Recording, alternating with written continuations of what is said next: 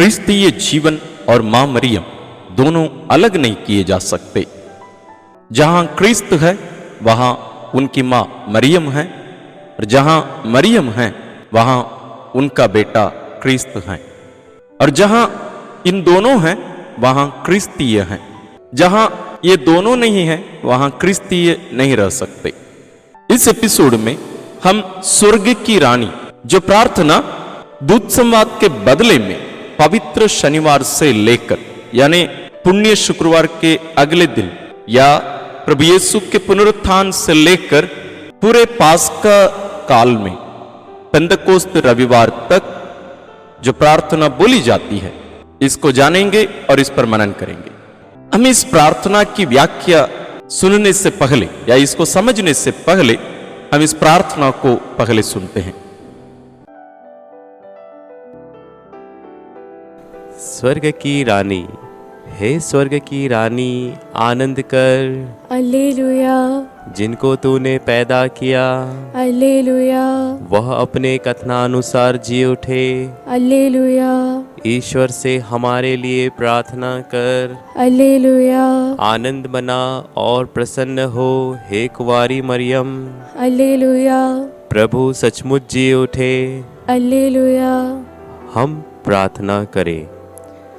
हे ईश्वर, तूने अपने पुत्र हमारे प्रभु यीशु क्रिस्त के पुनरुत्थान द्वारा संसार को आनंद दिया है। हमारी यह प्रार्थना सुन और ऐसा कर कि हम उनकी माँ कुंवारी मरियम के द्वारा अनंत जीवन का आनंद प्राप्त कर सके। आमीन।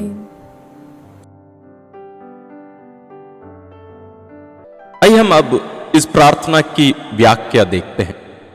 जैसे इस प्रार्थना के प्रारंभ में ही मैंने कहा था कि ये जो प्रार्थना है ये पास्का काल में दूत संवाद प्रार्थना के बदले में उपयोग की जाने वाली प्रार्थना है। और इन दोनों प्रार्थना क्यों महत्वपूर्ण है? वास्तव में ये हमें इस बात पर ध्यान देने के लिए हमें बुलाते हैं या आमंत्रित करते हैं कि हमारा क्रिस्तीय जीवन केवल चर्च के अंदर बंद नहीं है, बल्कि हमारे पूरे दिन का दिनचर्या, हर कार्य ईश्वर से प्रेरित और ईश्वर की ओर अग्रसर होने की जरूरत है। और इसमें मां मरियम हमारी सहायिका है, हमारी सहायता करती है। इसलिए इन दोनों प्रार्थनाओं को यानी दूत संवाद और स्वर्ग की रानी, इन दोनों प्रार्थनाओं को उनके अपने अपने काल में सुबह 6 बजे, दोपहर 12 बजे और शाम 6 बजे, और सामान्य रूप से हमारी कैथोलिक प्रार्थनाओं में प्रारंभ में जब कभी लोग एकत्रित होते हैं सबसे पहले इन प्रार्थनाओं का प्रयोग किया जाता है। आइए हम इस प्रार्थना की व्याख्या देखें। जैसे हम जानते हैं पास्का काल आनंद का समय है, इसलिए यहां हम जैसे चालीसा में हालेलुया का प्रयोग नहीं कर रहे थे, लेकिन यहां हम पास्का काल में इस शब्द का, इस आनंद के शब्द का प्रयोग ज्यादा से ज्यादा करते हैं। इसलिए हम इस प्रार्थना में जो प्रत्युत्तर दिया जाता है, जैसे हम प्रार्थना में देखें कैसे एक व्यक्ति उसकी घोषणा कर रहे हैं और दूसरे लोग उसके प्रत्युत्तर में हालेलुया कहते हैं।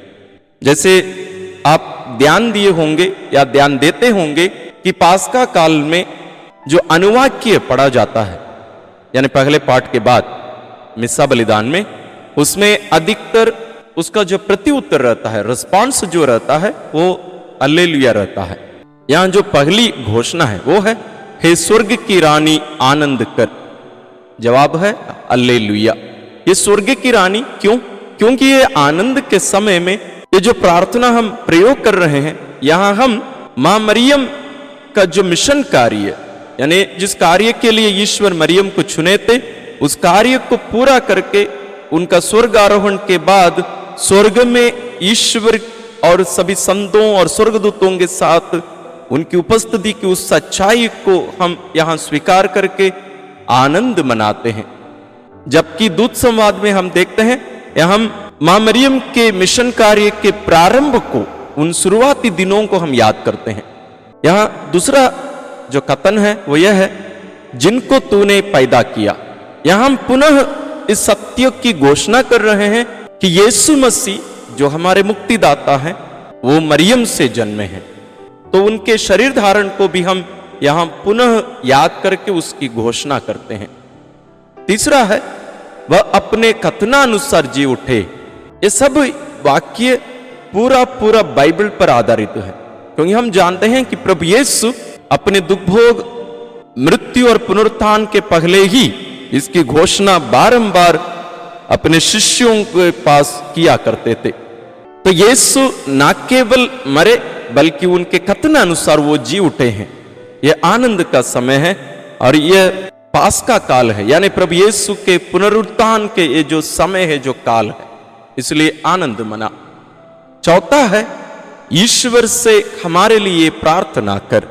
यहां ना केवल हम मां मरियम की घोषणा कर रहे हैं या उनसे कह रहे हैं आनंद मनाने के लिए, बल्कि हम उनसे मध्यस्थ प्रार्थना की मांग कर रहे हैं। यहां कोई ये प्रश्न भी उठा सकते हैं कि हम मरियम से कैसे मध्यस्थ प्रार्थना मांग सकते हैं। इसके बारे में हम इसके पहले बहुत सारे वीडियोस बनाए हैं, जिन कुछ वीडियो के लिंक्स हम डिस्क्रिप्शन में दे रहे हैं, आप देख लीजिएगा, मनन करिए कि कैसे हम ना केवल मां मरियम बल्कि अन्य संतों से भी मध्यस्थ प्रार्थना की मांग कैसे कर सकते हैं, वास्तव में क्यों करना चाहिए। पांचवा है आनंद मना और प्रसन्न हो हे कुंवारी मरियम। हम आनंद मनाने के लिए कह रहे हैं, प्रसन्न होने के लिए कह रहे हैं। वास्तव में ये ना केवल हम मां मरियम से कह रहे हैं, बल्कि उनके साथ साथ हम भी आनंदित होने की सच्चाई को हम अपने आप को भी याद दिलाकर मां मरियम के साथ हम खुशी आनंद मना रहे हैं। क्योंकि पुण्य शुक्रवार के दिन, गुड फ्राइडे के दिन, हम देखते हैं कि यही मां दुखी होकर अपने पुत्र के साथ उस क्रूस यात्रा में स्वयं चली, दुख भोगी और यीशु के साथ वास्तव में क्रूस पर मरी। अब हम उस मां मरियम से हम कह रहे हैं कि वे आनंद मनाएं हमारे साथ मिलकर। उसका कारण क्या है? अगले वाक्य में है वो प्रभु सचमुच जी उठे। ये जो यीशु क्रिस्त है वो ना केवल मरियम का बेटा है बल्कि वो प्रभु हैं, वे स्वयं ईश्वर हैं। तो यहां हम इस घोषणा में, इस प्रार्थना में ना केवल प्रभु यीशु के पुनरुत्थान के बारे में हम कह रहे हैं, बल्कि उनके शरीर धारण होने की सच्चाई और उनके पुनर्जीवित होने की सच्चाई और उनके स्वयं ईश्वर होने की सच्चाई और इसके साथ साथ मरियम का बेटा होने की सच्चाई की भी हम यहाँ घोषणा करके आनंद मनाते हैं। और अंत में हम प्रार्थना करें में हम देखते हैं कि हम अभी हमारी प्रार्थनाओं को पिता ईश्वर की ओर हम चढ़ा रहे हैं, उनको हम संबोधित करते हैं। इस प्रार्थना में हम कह रहे हैं हे ईश्वर, यानी यहां हम पिता को संबोधित कर रहे हैं। तो हम कहते हैं हे ईश्वर, तूने अपने पुत्र हमारे प्रभु यीशु क्रिस्त के पुनरुत्थान द्वारा संसार को आनंद दिया है। तो यहां जो आनंद अभी हम मना रहे हैं, ये ना केवल प्रभु यीशु के शरीर धारण के द्वारा बल्कि यह उनके पुनरुत्थान के द्वारा। क्योंकि यदि यीशु जी नहीं उठे होते तो हम वास्तव में हमारी मृत्यु में, हमारे पापों में हम मर गए होते, नष्ट हुए होते। लेकिन जैसे हम पुनरुत्थान के दिन या पास्का के दिन हम जैसे प्रभु यीशु की घोषणा करके हम उस पाप को पुण्य पाप कहकर उसकी घोषणा करते हैं, यानी आदि पाप को, क्योंकि वो हमें ऐसे एक महान मुक्तिदाता को प्रदान किया। आगे हम इस प्रार्थना में देखते हैं, हमारी यह प्रार्थना सुन और ऐसा कर कि हम उनकी मां कुंवारी मरियम के द्वारा अनंत जीवन का आनंद प्राप्त कर सकें। या हम इस सत्य को वास्तव में ना केवल पिता से मांग रहे हैं बल्कि हम अपने आप को भी याद दिला रहे हैं कि जो मुक्ति ईश्वर के पुत्र यीशु क्रिस्त के द्वारा हमें प्राप्त हुई है वो हमें मां मरियम के द्वारा मिलती है। तो इस प्रार्थना को हम पास्का काल में विशेष रूप से इसका प्रयोग करें और इसका जो गहराई है, इसका जो अर्थ है, इसका जो महत्व है उसको समझें, ताकि ये प्रार्थना हमारे लिए एक विशेष प्रार्थना बने, फलदायी बने और ईश्वर आप सबों को आशीर्वाद प्रदान करते रहें।